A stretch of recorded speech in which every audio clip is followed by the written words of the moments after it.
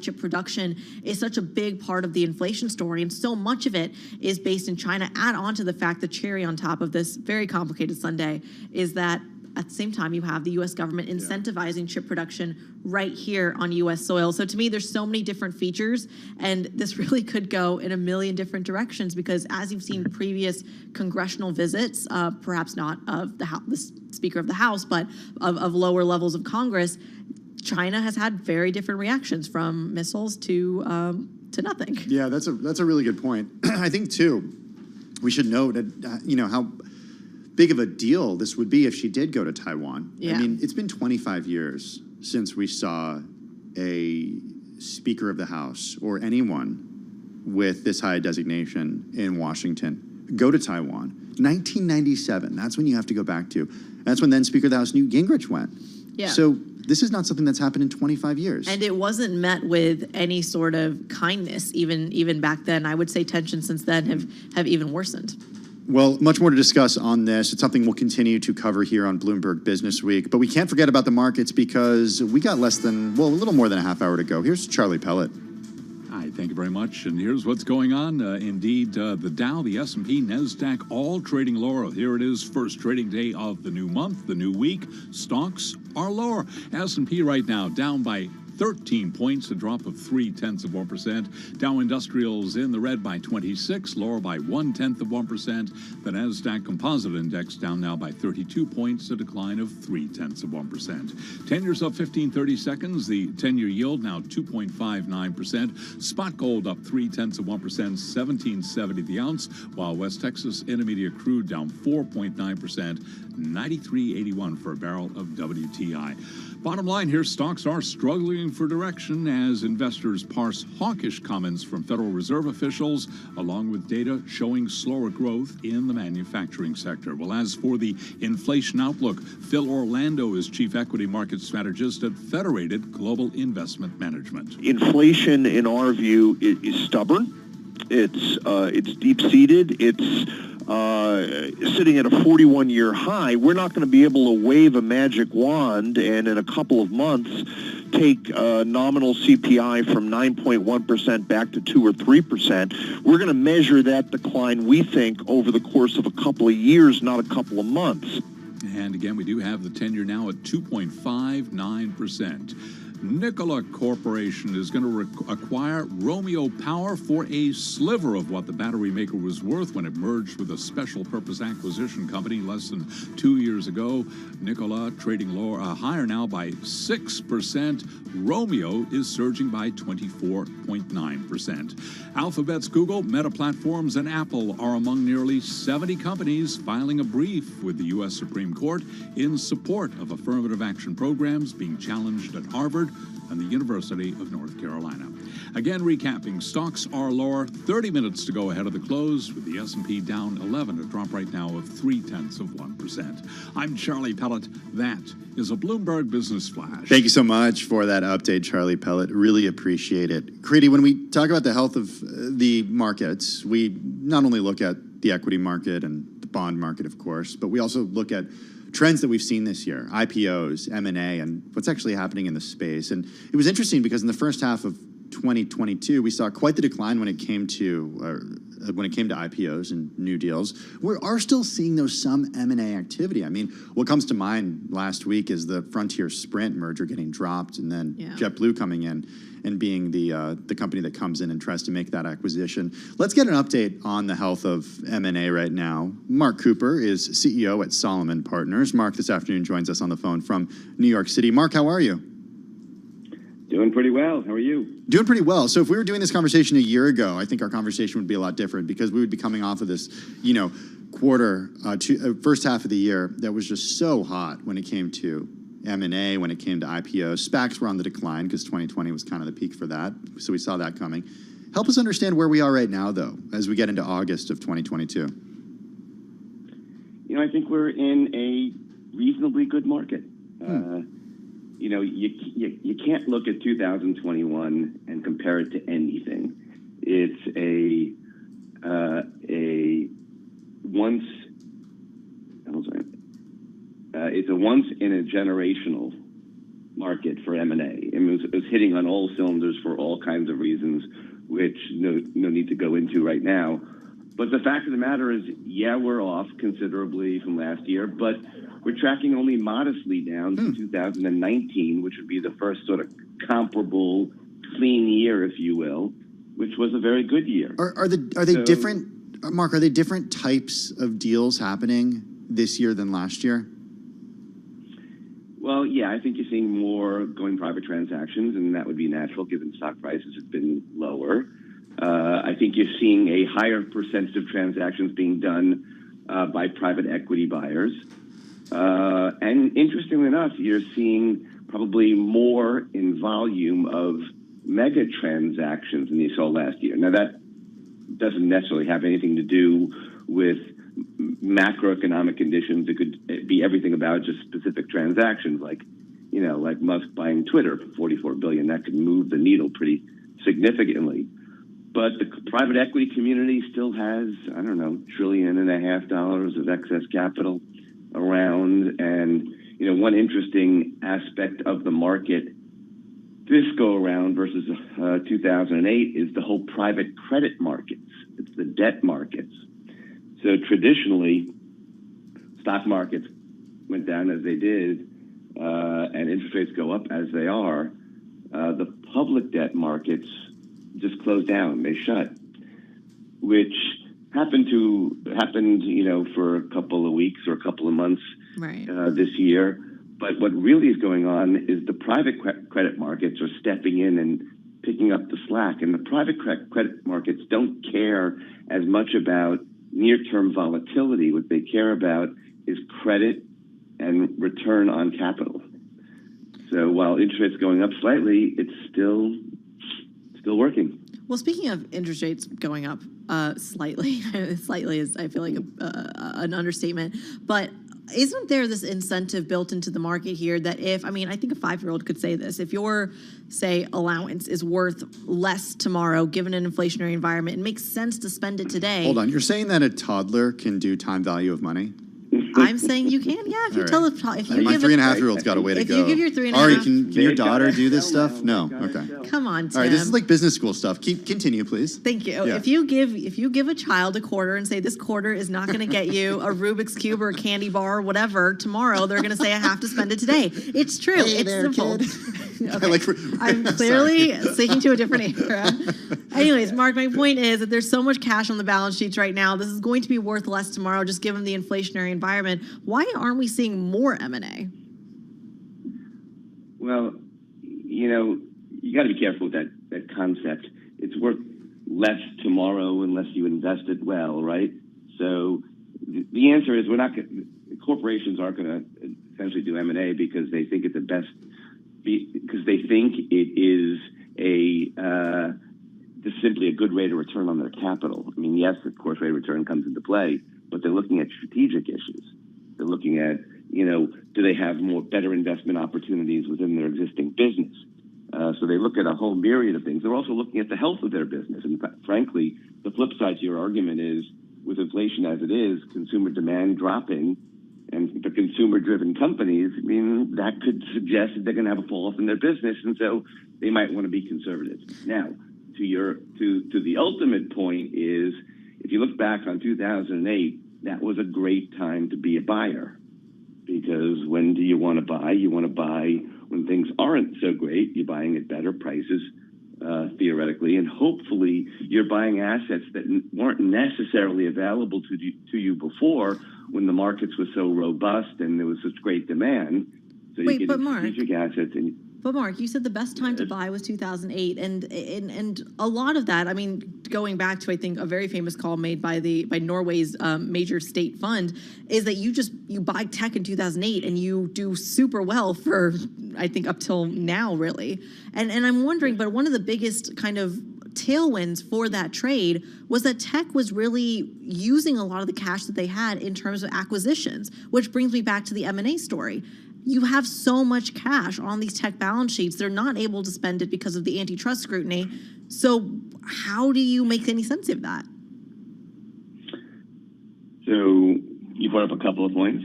you're right. Antitrust is probably, in my view, the biggest issue, headwind issue that we have in M&A, or one of the biggest issues, certainly.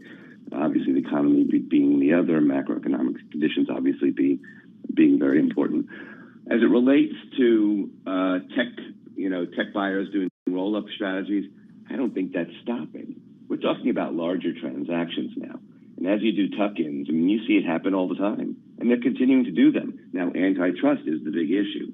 And that won't stop, in my view. And you're right, that was a great opportunity for success. And you're right, 2008, because it was a down year and it was a tough year, obviously, Great Recession, that was a great time to be a buyer. And I'm not suggesting it's not now a great time to be a buyer, but there are a lot of considerations.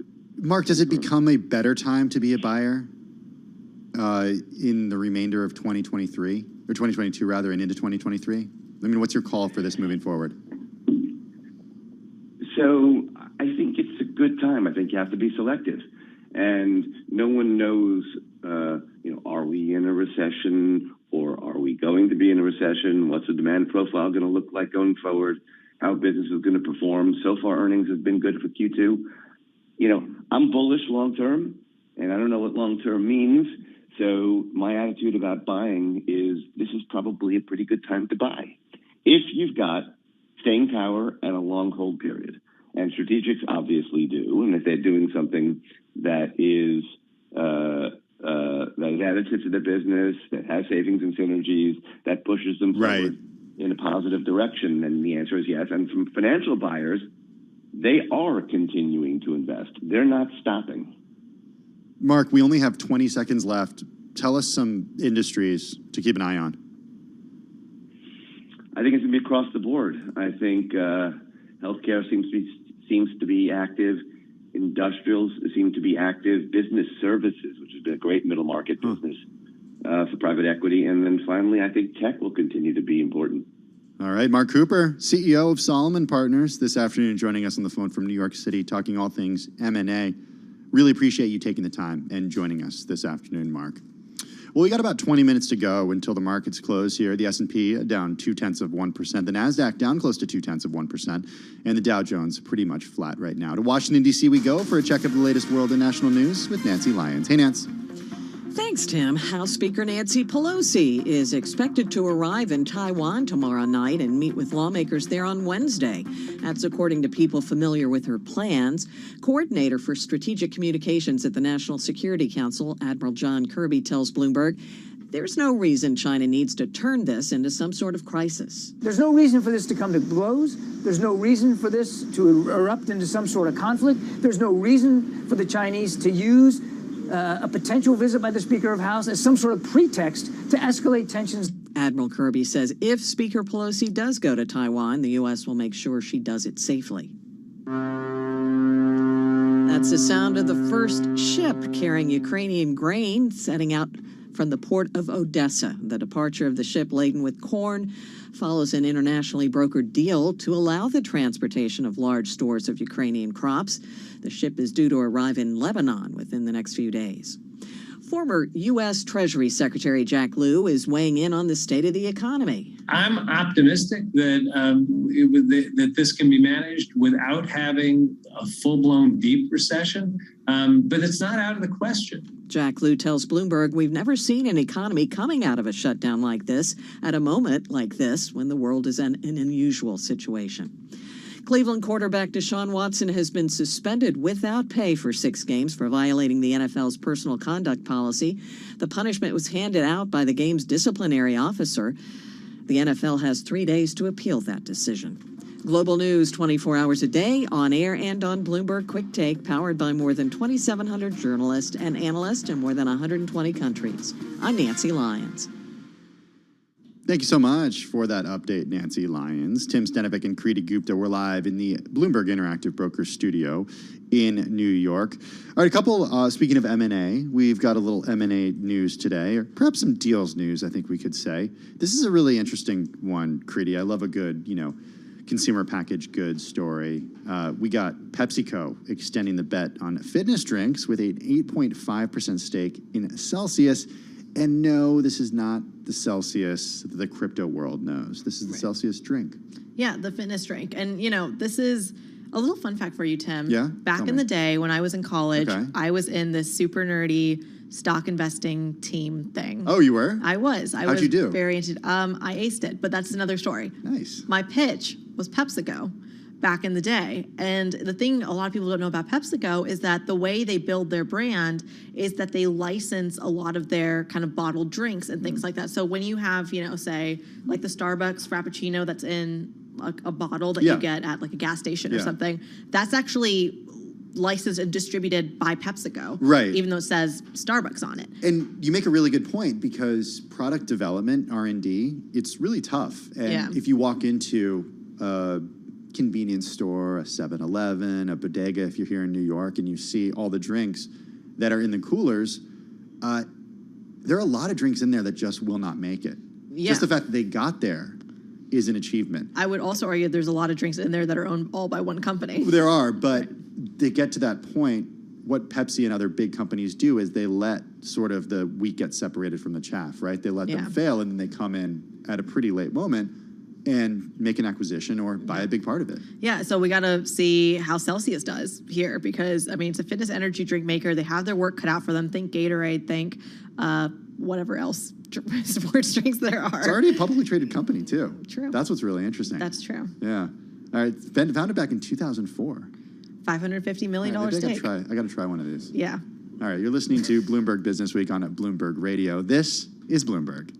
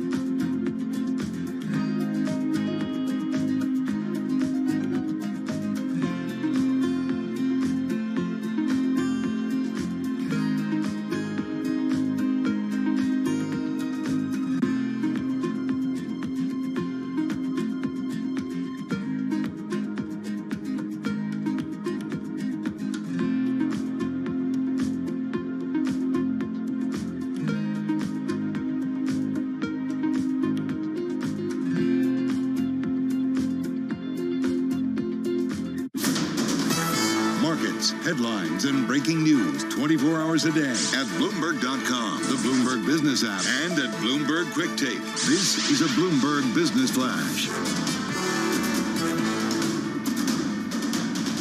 From Bloomberg World headquarters, I'm Charlie Pellet. It has been a choppy session. Going to be very interesting to see how things shake out at the closing bell. Right now, we have got the S&P lower by 9. That is a drop of about 0.2%. Dow Industrials trading lower as well. Little change. Perhaps the key takeaway, down by 0.02%. Been that kind of a day, swinging between gains and losses. Right now, the Dow is down by less than half a point. NASDAQ down 13, drop there of 0.1%.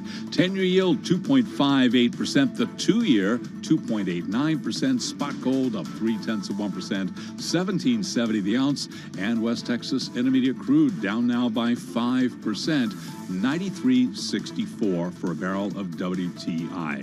Bottom line here, swinging between gains and losses, struggling for direction. The Dow, the S&P, NASDAQ trading mixed right now. The Dow just turning higher, up by 1 point. I'm Charlie Pellet. That is a Bloomberg Business Flash. Thank you so much for that update, Charlie Pellet. It's 3:48 on Wall Street. The following is an editorial from Bloomberg Opinion. This editorial was written by the Bloomberg Editorial Board. Russian President Vladimir Putin is weaponizing energy exports to undermine Europe's support for Ukraine. But while the European Union faces the prospect of a long winter without Russian gas, its emergency proposals are nowhere near adequate. For a start, the EU should call a heads of state summit to negotiate a new near-term strategy. Governments will need to help vulnerable households make it through the winter, think creatively about how best to manage demand, and effectively communicate the stakes to the public. Importantly, the EU must also intensify its efforts to permanently free itself of Russian energy. Its 2030 goal is too far away. In all likelihood, the coming winter will severely test European resolve. Only adequate preparation can forestall the worst. This editorial was written by the Bloomberg Editorial Board. For more Bloomberg opinion, please go to Bloomberg.com/opinion or OPIN Go on the Bloomberg terminal. This has been Bloomberg Opinion. I'm driving in my car. I turn on the radio. How about you let me drive? Oh, no. Who's gonna drive you home? Honey, please, I'll do the driving. Drive on. Excuse me, I want to drive. It's the question that drives us. This is the Drive to the Close It's that funky music will drive us till the dawn. on Bloomberg Radio. All right, well, here we go. We got 9 minutes to go in trading today on this first day of August. We just heard the numbers from Charlie Pellet, but worth another check here as we're pretty much flat on the NASDAQ. We're down just about a little more than 0.1% on the S&P. The Dow's in the green, but just ever so slightly. This comes after just a monstrous month, the best rally for stocks since 2020 in the month of July. Really curious to hear what Lisa Shallett has to think of it. She's Chief Investment Officer for Wealth Management at Morgan Stanley. Lisa joining us this afternoon on the phone from New York City. Lisa, how are you? I'm fine, thank you. All right, so where are you when it comes to whether or not the bottom is in here? Are you in the Mike Wilson school, or are you in the idea that, okay, well, we got a bottom in here? Absolutely not. So, Mike Wilson is a dear colleague of mine and heads up our global investment committee along with us over here at the wealth management business at Morgan Stanley. And I think, our perspective is that investors have made a lot of assumptions here, assumptions about inflation peaking, assumptions about peak Fed, assumptions about the fact that, multiples should expand as, interest rates plummet. And our view is that, look, while some of that narrative may be beginning to take shape, there's big elements of it that remain unknowns. And the single biggest element is where are we really in this earnings trajectory, and can corporate earnings really hold up against this backdrop that we're seeing? Are we really going to see corporations resist a recession if that's what the bond market's pricing? We don't think so. But Lisa, how much of this is a waiting's game in that, similar to 2020, when there was that amount of uncertainty, everyone just kind of flocked to big tech names that have a lot of cash on their balance sheets because it was the cash that could kind of cushion them from that recessionary blow. We're now in an environment where I would argue a lot of the S&P 500 companies have a ton of cash on their balance sheet as a byproduct of those extremely low rates. So can't that help cushion it from any sort of recessionary blow? I definitely think that is the case, and we are quite bullish on the longer term outlook for the economy once we get through this Fed rate hiking cycle because of the health of balance sheets. But we do think that what we've seen in Q2 so far from companies is a little bit of an illusion in terms of the read-through being, oh, look how resilient everybody is. Remember, when Q2 began, the Fed was really kind of at 75 basis points on Fed funds. A lot has happened, and policy operates with a lag. It still remains to be seen what real levels of demand are going to be for folks' products. If inflation is really rolling over, so is all this wonderful pricing power that companies claim to be taking as a way of helping them make the numbers.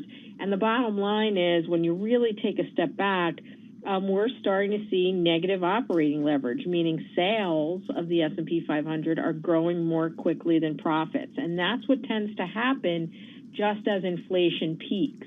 But our sense is that, that as quickly as those pricing gains came in to corporate earnings, they're going to go out. And that's just not in the forward estimates. So, Lisa, it raises the question about where the opportunities are right now for our investor audience. If you get new money, how are you deploying it? Where are you putting it? Yeah, so we're, looking for places where the recession is already fully valued and they're very low expectations. Sounds like you are saying there is going to be a recession. We actually don't think that we know that for sure. And actually, our base case is that we escape one. But that's why we're looking for areas of the market where expectations are washed out, where recession is already priced, whether we get one or not. And so we're finding that in some small and mid-cap stocks. We're finding it in healthcare. We're finding it in financials. We're finding it in energy stocks, which we think are going to continue to surprise on the upside. So those would be some of the places that we're looking. Hey, Lisa, jump on. I want to go back to, I should say Creedy, excuse me. I want to jump in here. Yeah. A listener is getting in touch right now, and he wants to know where inflation is turning over, a comment that you made a little earlier. Where are you seeing that specifically? So we're seeing it in two places. So obviously at the gasoline pump and in, oil prices, more broadly in commodities. Those are things that the market is telling you have definitively rolled over. As part of that commodities trade, we've seen industrial metals, things like copper, rollover, et cetera. Perhaps more powerfully, we're seeing it in the manufacturing surveys, where manufacturers are now telling us that prices paid are coming down hard. For example, we got the ISM survey this morning, and that index of prices paid came down really hard. Last month we were running that index at 78.5, and today it came in at 60 versus an expectation of 74.3. So prices do look like on one level they are moderating. Certainly we haven't seen that in wages yet. We haven't fully seen it in housing prices and rents yet, as those tend to be, lagging. But we have begun to see the front end of some of those supply chain related problems in commodities and gasoline easing up.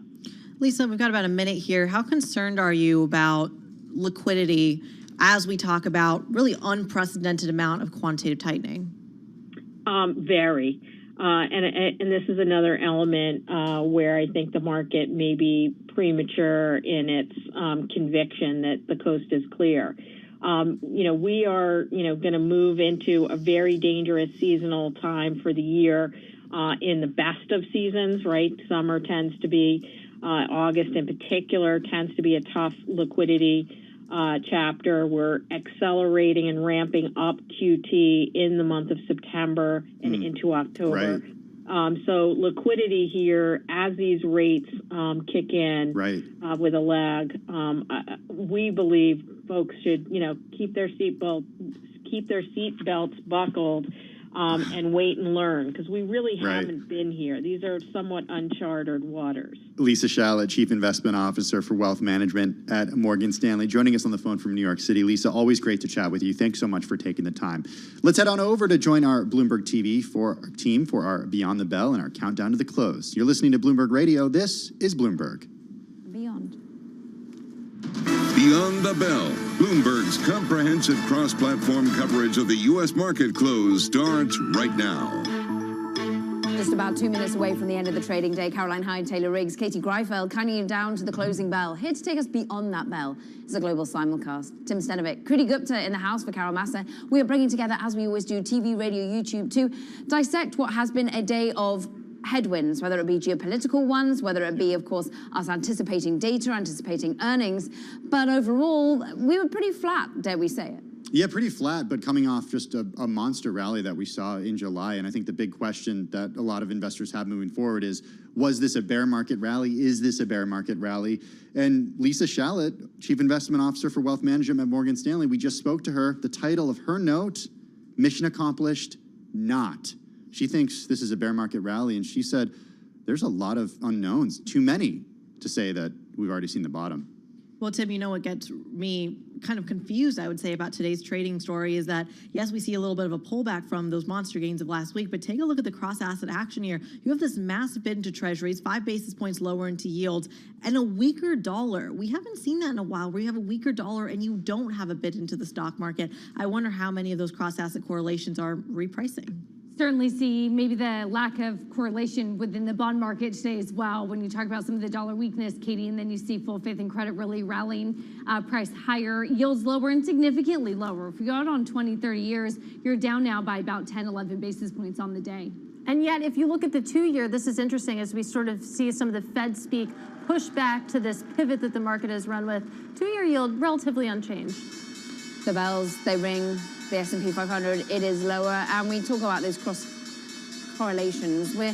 Overall, it's an equity downdraft. We have seen the S&P 500 trading lower ever since we really got that confirmation that Nancy Pelosi is indeed going to Taiwan. Geopolitical risk seems to be front and center at the moment. S&P 500 off by 12 points. Let's call it 0.3% lower. We're seeing the Nasdaq off by 0.2%. That's 22 points to the downside. And the Dow Jones Industrial Average taking a breather too. We're off by 0.1%, almost 46 points lower. We did see volumes elevated on the S&P and the Dow. The Russell 2000 was a large part your outperformer, but also finishing the day just ever so slightly in the red, just by about 1 or 2 points though, Tim. Yeah, if we take a deeper look in the S&P 500, we saw 221 stocks advance today. We saw 280 of those stocks decline. So almost split halfway down the middle when it comes to gainers and decliners in the S&P. Tim, you really see that on a sector level as well when you talk about an even split. I think for the first time in a while, some of the best performers are green and the worst performers are red on the screen. For a radio audience, we'll make sure to get a photo of this for you. Firmly in the green, I should say, household products, food and beverage, and some semiconductor equipment as well, along with food and staples. When you think about some of those classic, maybe inflationary hedges up about 0.7% or more. Down to the bottom of the screen, Kriti, you go down, you get some of the financials, the dividend players, real estate as well, as you are seeing sort of the further inversion of the yield curve. So some of those losers are off by about 1% or so. Absolutely. Well, there were quite a few gainers, I would say, within the market. Let's kick it off here with Boeing, because this, of course, is the heavyweight in the Dow, dare I say the Dow, but also a heavyweight in the S&P 500 as well. BA is your ticker for our radio audience. Shares were up over 6%. A double whammy here to the upside. A new contract offer made to some of those defense workers. Remember, they were striking. It looks like those extended talks have been pushed back to Wednesday. And on top of that, perhaps a little regulatory milestone here for Boeing as well. Their 787 Dreamliner, it looks like the way they actually actually evaluate some of the intricacies of the design. Well, that has been approved by U.S. regulators and potentially will put it on path back for deliveries that have been on hold since late 2020. You also have PepsiCo here. PEP is your ticker for our radio audience, up 1% on the day. This comes after they are going to pay $550 million and get a stake in fitness energy drink maker Celsius as part of a long-term strategic distribution agreement. And Tim, I'm going to end here with Target. TGT is your ticker, up 1.3%, upgraded to overweight from equal weight over at Wells Fargo. And get this, he's saying that the sell-off provides the opportunity to pick up a proven share gainer into an underappreciated earnings recovery at, get this, the right price. All right. Well, I like what he did there. There it is. Let's talk about decliners. You got the gainers, Creedy. I want to start with Apple. Shares finishing the day lower by 0.6% after we learned today that Apple was tapping the high-grade bond market with a $5.5 billion sale in 4 parts. Now, according to a person familiar with the matter who asked not to be identified because the details are private, proceeds from this sale are earmarked for general corporate purposes, including the financing of share buybacks and dividends. Also checking in on Royal Caribbean, down let's go ahead and round that up to 8.8%, 7.6%. Shares falling after the company launched a private offering for as much as $900 million in senior convertible notes to be used to buy back existing debt. We also saw shares of other cruise lines fall. Carnival finished the day down by 1.5%.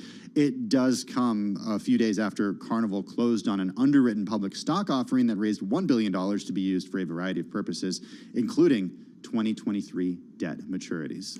Convertibles, new stock, supply side issues when it comes to some of your laggards on the data. Meanwhile, we look at the supply side issues that are currently within the commodity market. We're actually seeing more of a demand story coming from oil. I'm looking at WTI crude falling almost 5%. We saw the data come in from China, the manufacturing data slower than expected, and therefore we worry about global demand. We worry about the US manufacturing data coming in and showing some slowing as well. WTI crude at $93, Brent crude only just shy of $100 overall. But we've actually seen some inflationary pressures dial back. I loved how really just before the close we saw Taylor shining light on what gasoline prices are like at the pump at the moment, and they're significantly lower than your $5 a gallon that we were suddenly starting to get used to. I'm looking at foreign exchange, and this is a dollar weaker story on the back of perhaps that slowing data in manufacturing, and maybe we dial back what the Federal Reserve will indeed do. We've had 4 straight days of gains in the Japanese yen. It is stronger and strengthening versus the US dollar. The 4 straight days, the longest winning streak we've seen since February,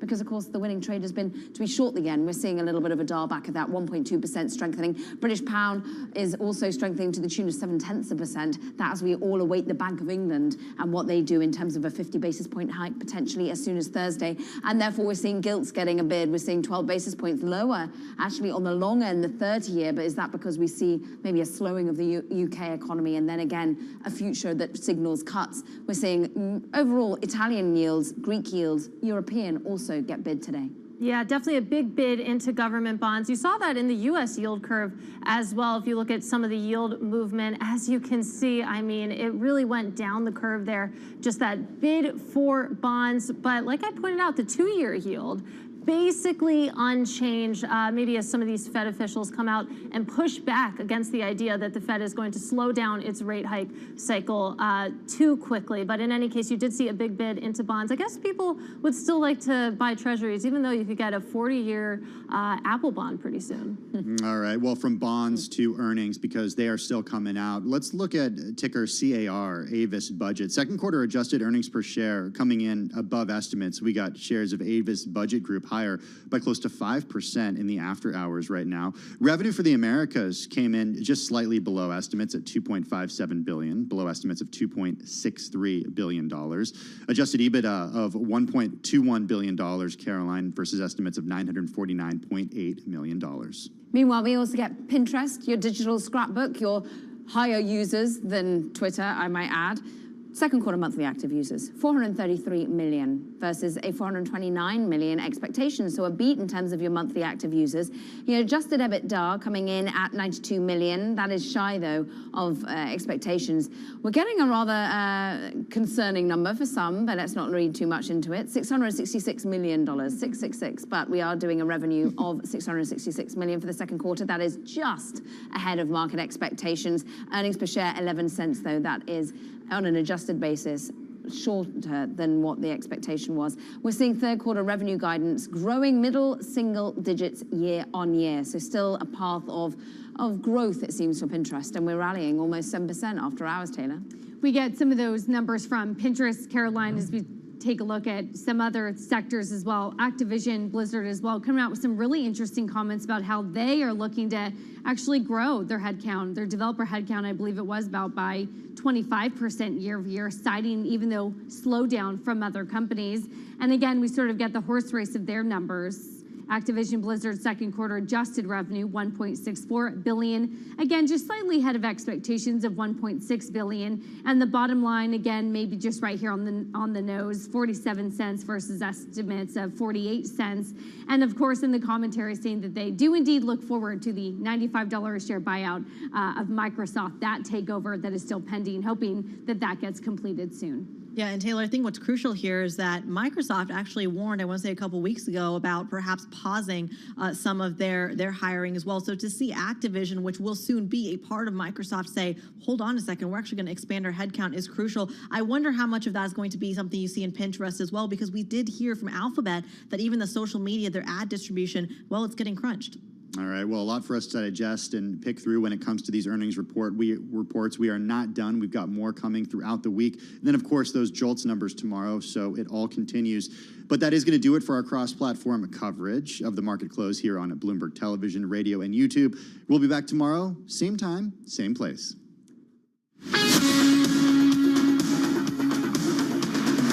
You're listening to Bloomberg Business Week with Carol Messer and Bloomberg Quick Takes Tim Stenovic on Bloomberg Radio.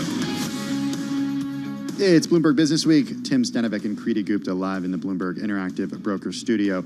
Okay, we got a lot happening when it comes to earnings.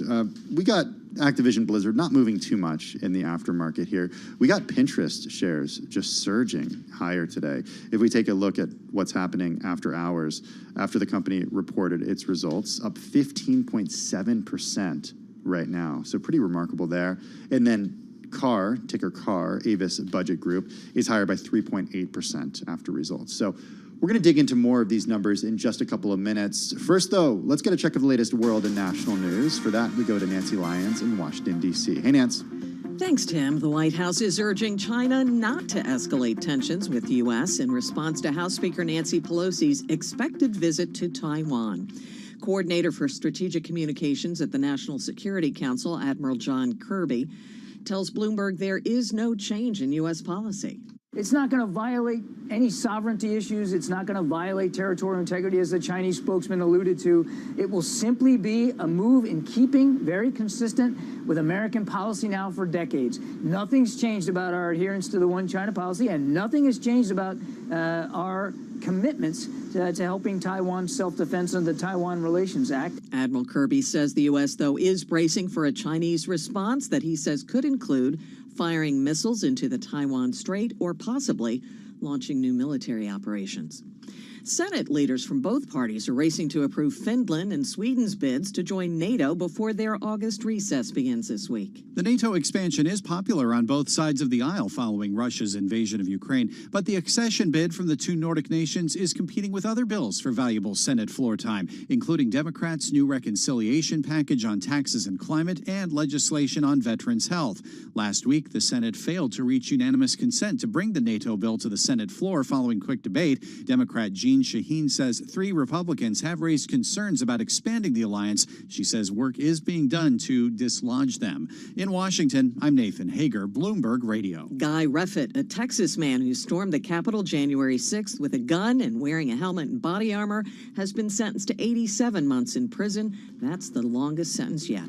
Global news 24 hours a day on air and on Bloomberg Quick Take, powered by more than 2,700 journalists and analysts in more than 120 countries.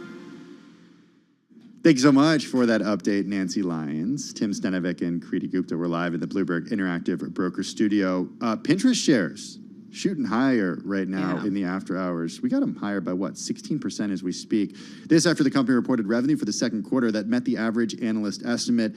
Look at this, $665.9 million, coming in just ever so slightly above the 665.5 million. We can go ahead and round that up to 666 million, as Caroline did. Monthly active users, a really important measure for companies like these. 433 million. Estimates were for 429.1. You know what's fascinating to me here is that, yes, on the surface, they did have some decent numbers. They've been getting beat up. But They've been getting take a look beat at this. They're reporting their lowest revenue growth in 2 years. Okay. And their year over year, if you look at the monthly active users, yes, we just talked about them beating, is down 5% on an annual basis. So Good point. they're better quarter over quarter, but not on an annual basis. And look, Creedy, we got to put this in the context of a share move of what, 15, 16% after hours. We're talking for a stock that is down, what, 70% since highs back in October of last year.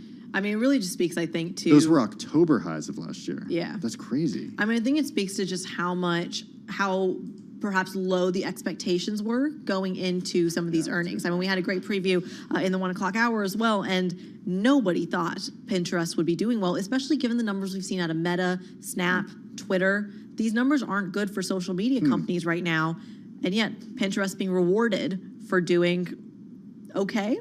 Okay, so the high on over a year ago, 2/16/21, 89.15. And now it's trading at 23.29. So we're down, what, 78%? Yeah. Since then. So the question is, does it reverse? At the end of the day, the story is, can you monetize this kind of platform? I was asking Ed Ludlow this because he's getting married, and I said, Ed Ludlow, do you use August Pinterest? 19th. That's a very specific date. I did not know that. But he was like, look, this is at the end of the day, the question is growing a bigger base. This is Bloomberg.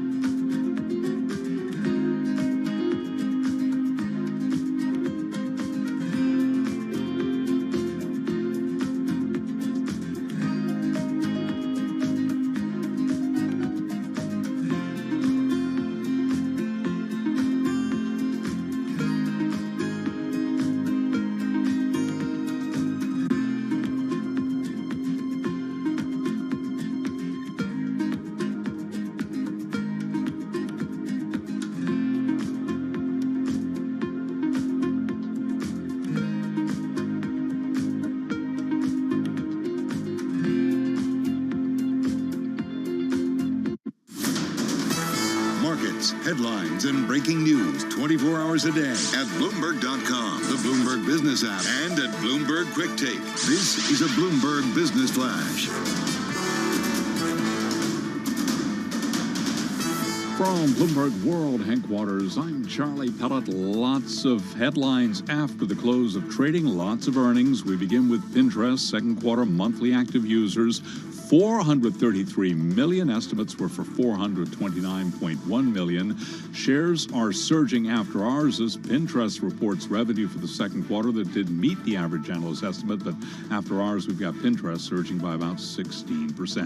Activision Blizzard's second quarter adjusted revenue came in at 1.64 billion. Estimates were for 1.6 billion. Shares up by 1%. Devon Energy, one of the largest independent American shale producers, boosted its dividend payout while also raising its full-year production guidance.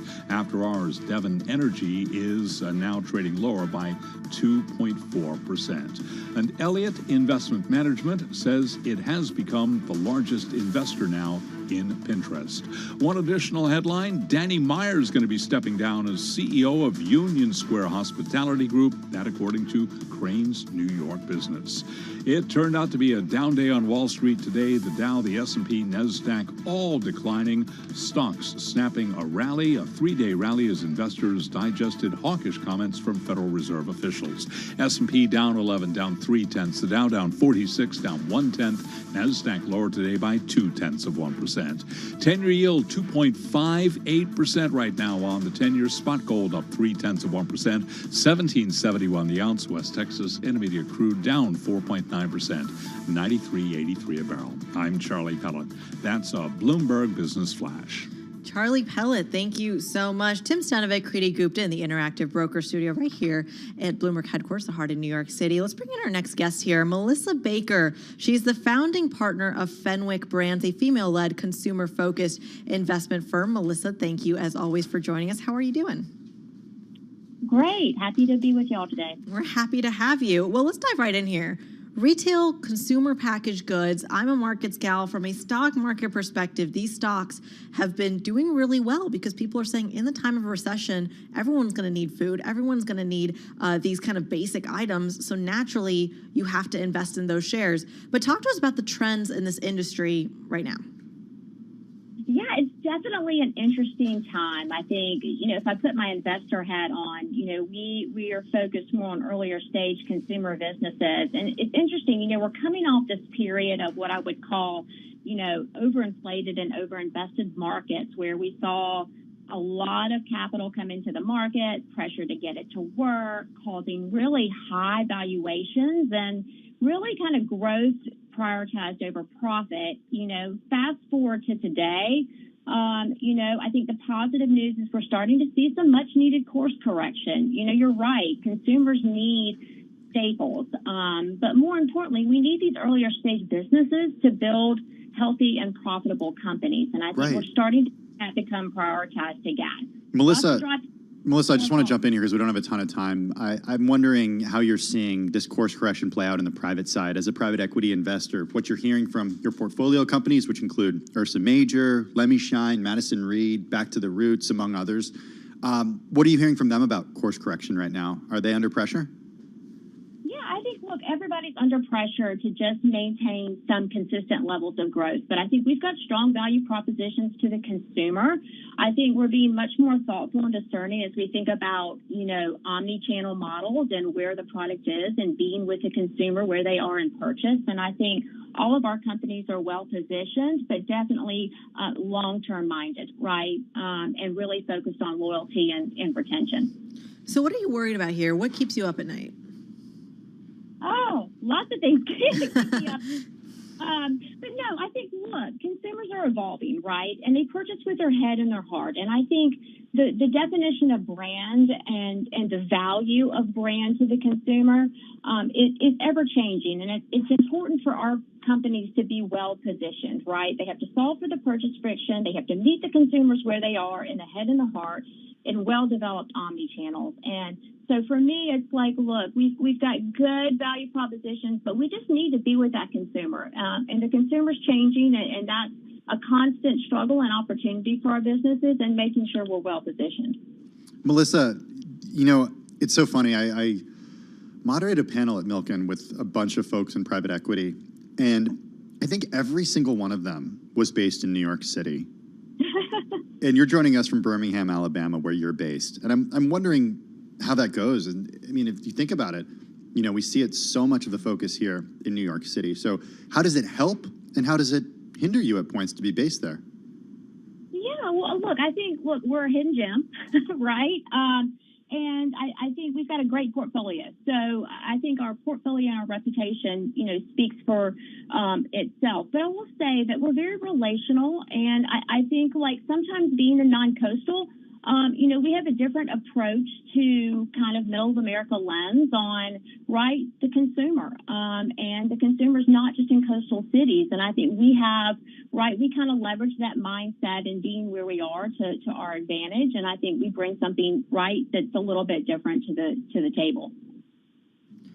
Let's start and talk very quickly about just being a female-led investment firm. I think that's incredible. Walk us through perhaps a little bit of your perspective being a female founder in a private equity business. We've got about a minute here. Yep. I took a very unconventional path, as a classical musician turned marketer turned, I'm sorry, classical musician? Yes. What did you play? A violin. Violin. Very cool. I did that in the second grade. Was not a classical musician, but nevertheless, continue, Melissa.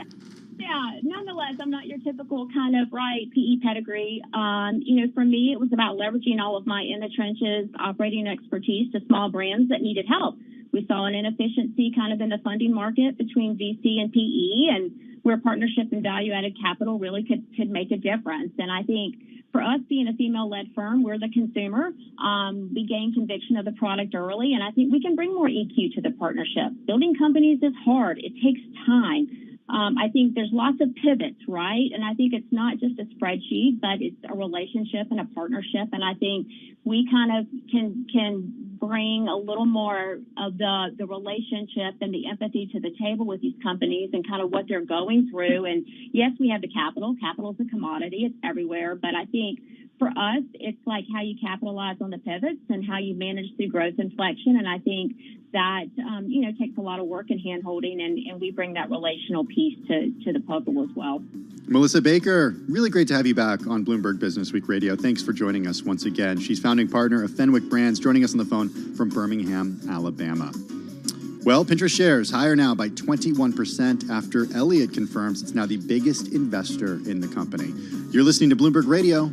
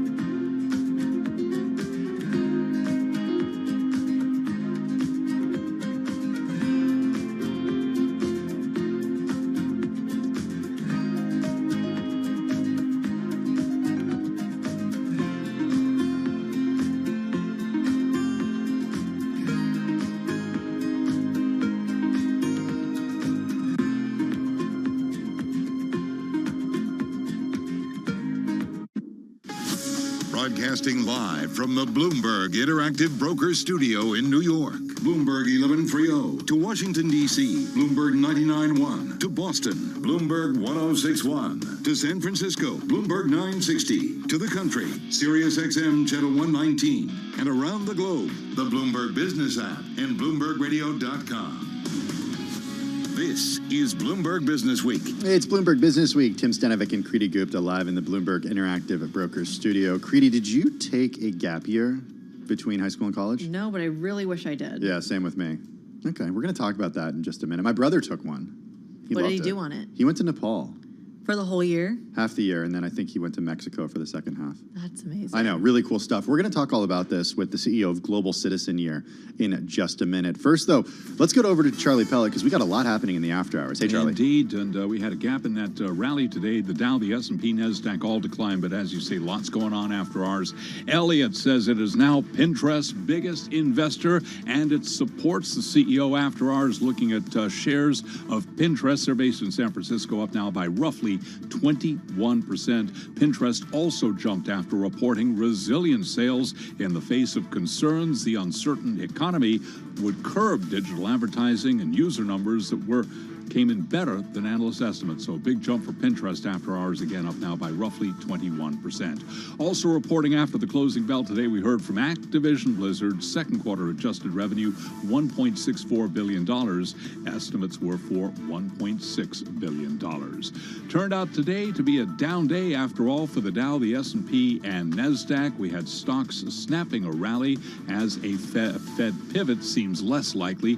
S&P was down 11, a drop of 0.3%. The Dow today lower by 46 points, drop there of 0.1%. NASDAQ down 21, a decline there of 0.2%.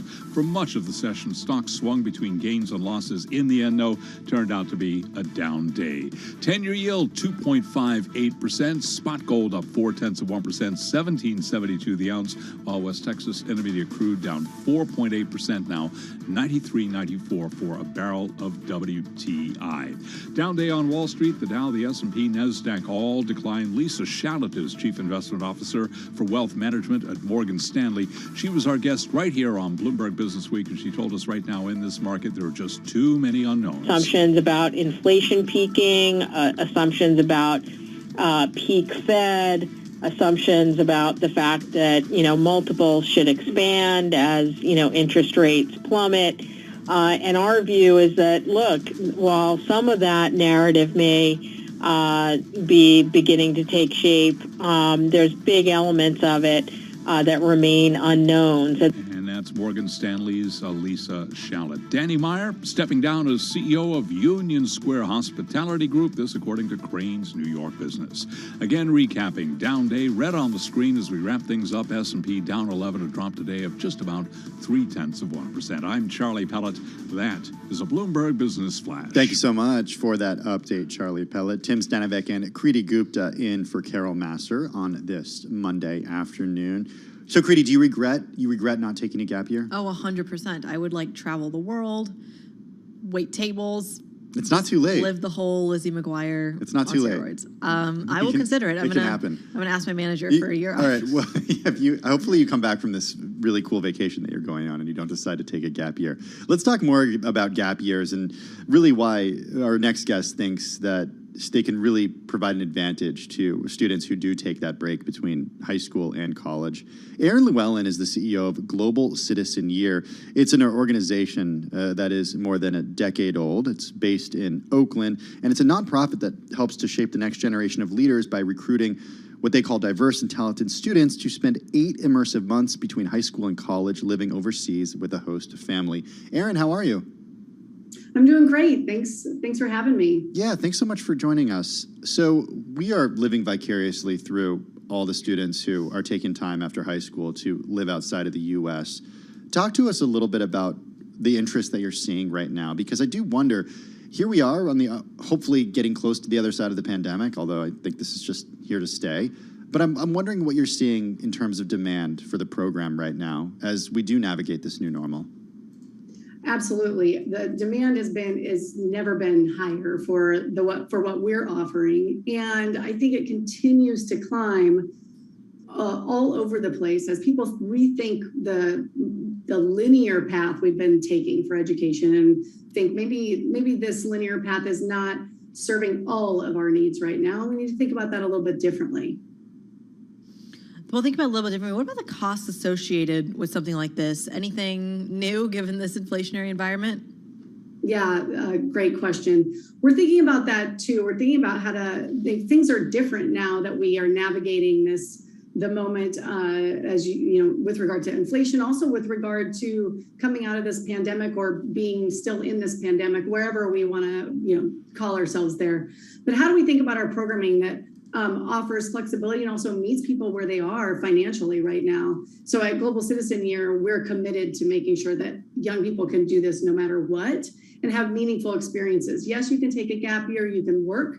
That's an awesome experience too. But having an experience where you can actually learn, get outside your comfort zone, travel, that's not available to everyone, and it should be. So how do we continue to think about financial aid for those programs, supporting young people from all different types of backgrounds? And that's something that's very important to us at Global Citizen Year. Well, how much does it cost, Erin?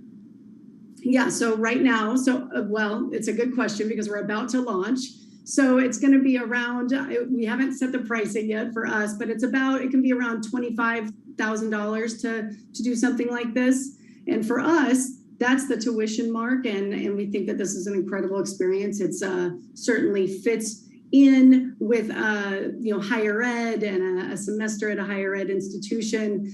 But what we do is we meet you where you're at financially. So if you get into Global Citizen Year, you then go through a financial aid process and you pay what makes sense for you and your family. And that's something that needs to be more accessible for young people, and certainly is the only reason I got to have the experience I got to have. But we meet people where they are and make sure that they can, if they can get in, that finances are not the reason they can't do this.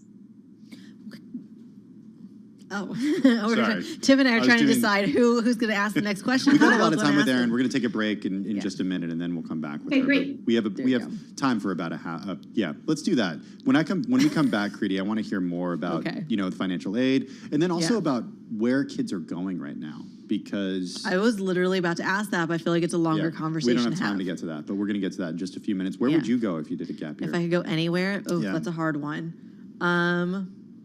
I don't know. You go first. Okay. Well, I mean, I would want to work on, I would want to work on language development. So I did some immersion for Spanish in college. It's really rusty. I don't speak Spanish by any means, but I would obviously take advantage of a little foundation to try to. That's a good one. Yeah. I don't know where I'd go. If it would be, Spain, Central America, Latin America. If you had asked me a couple months ago, I would have said, pre-war in Ukraine, I would have said Russia would have been my choice. Obviously, we can't do that anymore. But, maybe the Middle East somewhere, learn Arabic. That would be a cool one. Plus, you love covering oil, too. I do love covering oil, so it's right up my alley. Okay, well, we'll talk more about where we're going to plan to go for our gap years. In the meantime, let's get to world and national news with Nancy Lyons. Hey, Nance. Thanks, Tim. With indications that House Speaker Nancy Pelosi will be making a stop in Taiwan tomorrow, the White House says it's not going to engage in saber rattling and has no interest in increasing tensions with China. Coordinator for Strategic Communications at the National Security Agency, Admiral John Kirby, tells Bloomberg that trip is out of White House control. It is up to the speaker. She gets to decide what her travel itinerary looks like. The president respects that. Admiral Kirby did say it's possible China will retaliate by launching new military operations or maybe crossing an unofficial no-fly zone between Taiwan and the mainland. Senate Democrats are hoping to pass a tax and energy spending bill by the end of the week without the need for Republican votes. Republican Senator Pat Toomey of Pennsylvania spoke exclusively with Bloomberg Television today and says he would not support the Inflation Reduction Act, even if he thought it would reduce inflation. I think the fact that they effectively undo one of the most constructive things we did in the 2017 tax reform, which is allow full expensing of CapEx, is going to lead to an economic slowdown. Senator Pat Toomey speaking with Bloomberg's David Weston. One Democrat, Kirsten Sinema of Arizona, has yet to weigh in on the package. The death toll keeps rising following extreme flooding in Kentucky. Governor Andy Beshear says at least 35 people are now dead, hundreds more unaccounted for. Beshear also noted some of the hardest hit areas are getting more rain on top of what has already fallen. The first Capitol riot defendant convicted at trial has received a sentence of no more than 7 years. That's the longest sentence yet for any rioter. Prosecutors said Guy Reffitt was armed while he led the mob at the Capitol. Global news 24 hours a day, on air and on Bloomberg Quick Take. Thank you so much for that update, Nancy Lyons, Tim Stenovic, and Kriti Gupta. We're live in the Bloomberg Interactive Brokers studio in New York. Kriti, this story getting my attention this afternoon. It's about Google and Apple backing an affirmative action in a Harvard case. In a Harvard case. Yeah, so this is a brief that was filed today, argues that corporate diversity, equity, and inclusion efforts, quote, depend on university admissions programs that lead to graduates educated in racially and ethnically diverse environments. Alphabet's Google, Meta, and Apple are among the nearly 80 companies filing a brief with the U.S. Supreme Court in support of affirmative action programs being challenged at Harvard and the University of North Carolina. Can we take a moment and say, college admissions is hard to begin with? Yes. To have affirmative action cases, I mean, it just sheds so much light. I mean, this is an issue that's just very near and dear to my heart, in particular, because of course it all started with Asian Americans when you had this big conversation. But I have to say, I'm surprised that it's almost taken this long. But to see kind of corporate America get involved is a pretty unique take on it. Yeah, it is. It is. I think that's a really good point. And here's what the brief said, quote, only in this way can America produce a pipeline of highly qualified future workers and business leaders prepared to meet the needs of the modern economy and workforce. You mentioned the fact that it's interesting to see companies getting involved, Kriti. These cases are the first on affirmative action to come before the justices since conservatives gained a 6-3 majority. Yeah, I mean, you covered it. I feel like there's just so much nuance to this story.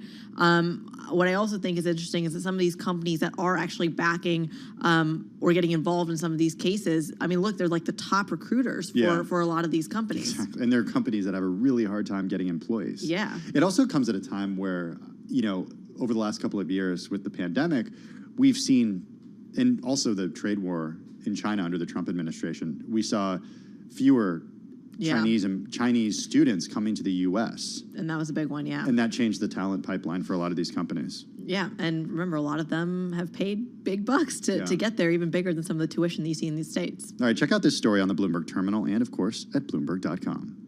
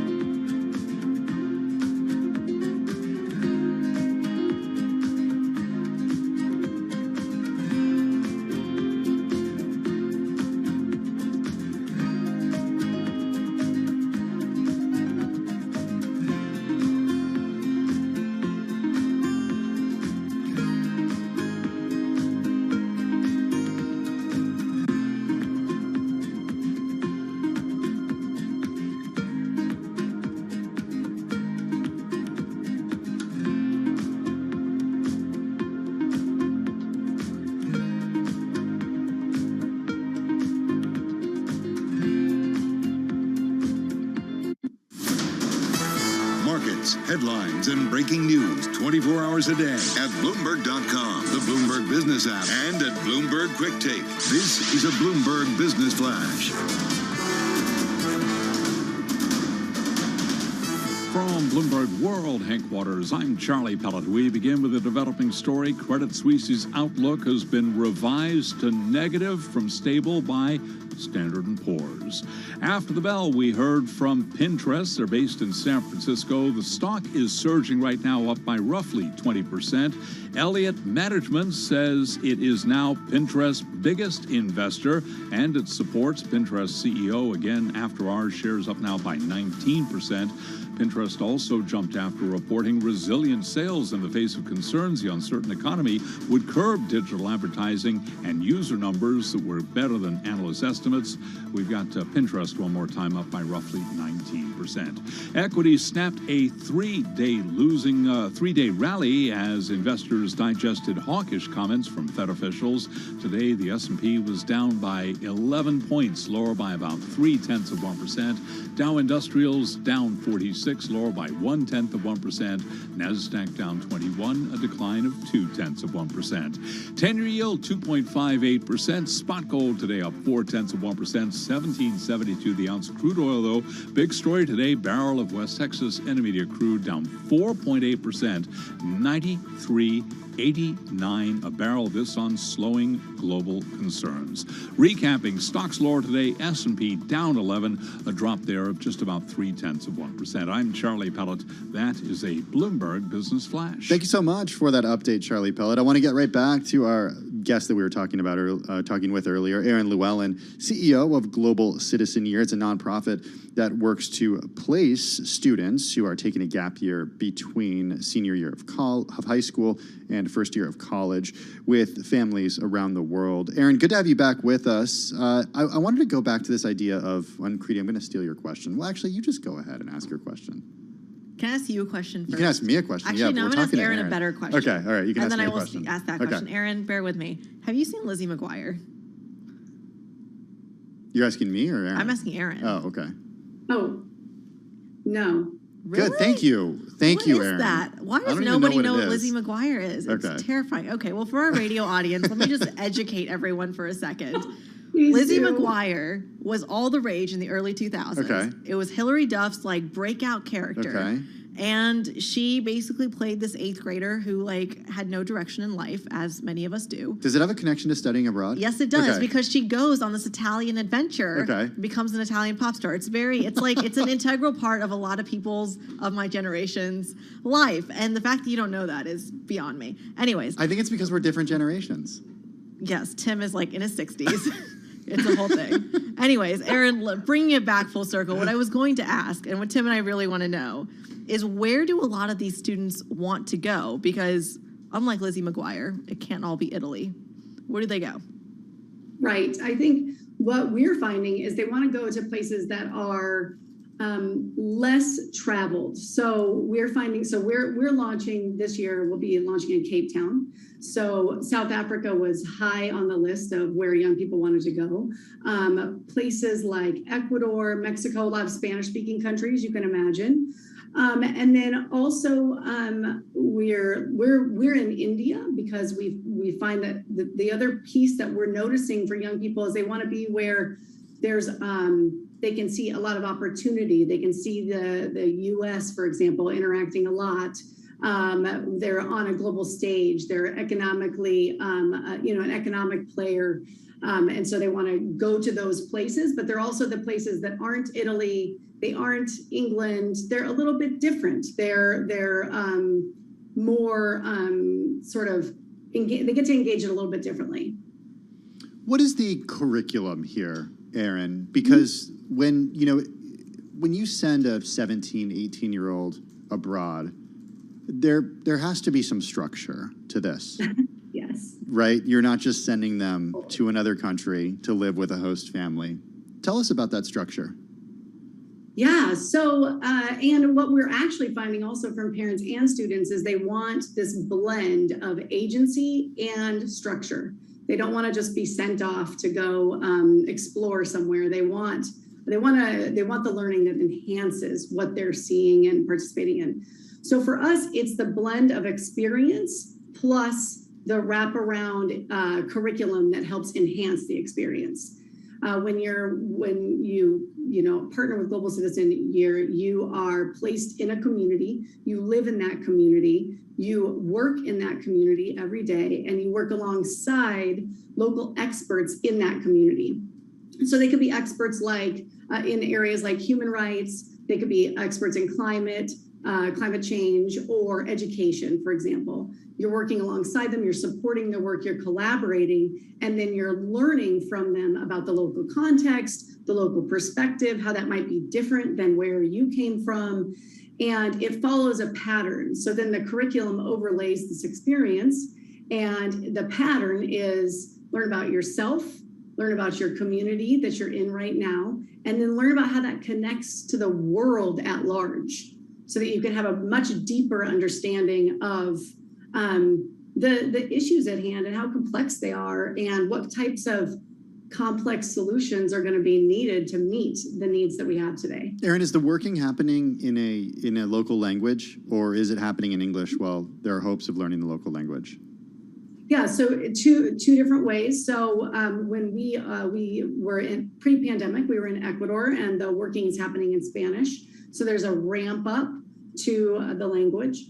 We also have been in India, where you're getting language classes, but you're working in English. And the same will happen in South Africa. You'll be working in English. So it depends on which country you're going to. So Erin, when you say working, can you explain a little bit in terms of what kind of roles they have? Yeah, so for example, in Cape Town, we've partnered with 30 different human rights organizations who have agreed and are excited to have a young person who's hungry to get in and be helpful in any way they can to support their work. So they could be working on some sort of campaign where they're working with the local community around issues related, raising awareness on issues related to a certain issue. That young person could join that campaign and help distribute something, help come up with the plan. They would be really following the direction of the local leader, but really an extra set of arms, legs, and brain power if helpful.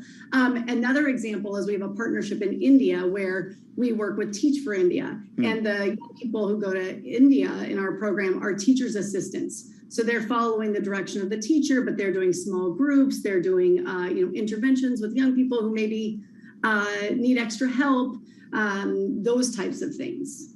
Hey, I want to end, Erin, just by a question I think that parents would have if they can afford something like this, which, and I know you said that there a good portion of the students who do go on this do get financial aid. But if they are thinking about this, how do they know if their kid is ready, just in the last minute that we have? Yeah, I mean, I think that what we're finding, what parents are telling us is their kid is ready for an experience. They want to create positive impact, and they want to take that desire and turn it into something that feels real and tangible. And if your kid is in that camp where they're just itching to learn something outside of a classroom, especially coming out of the pandemic, then this type of opportunity is just rich with learning that doesn't always happen in an academic setting. And I think that's what I would be looking for. Like, is my child ready for something? Are they hungry for something that gives them a little bit more meaning in what they're doing, a little bit more purpose in what they might study? Then this is the route to go. We got to get a gap year going for the parents out there. That's what I want to see. Erin Llewellyn, Chief Executive Officer at Global Citizen Year, joining us via Zoom from Oakland, California. That is going to do it for Bloomberg Business Week today. A big thank you to the entire team here that makes it all possible, and of course, Kriti Gupta for filling in for Carol. This is Bloomberg.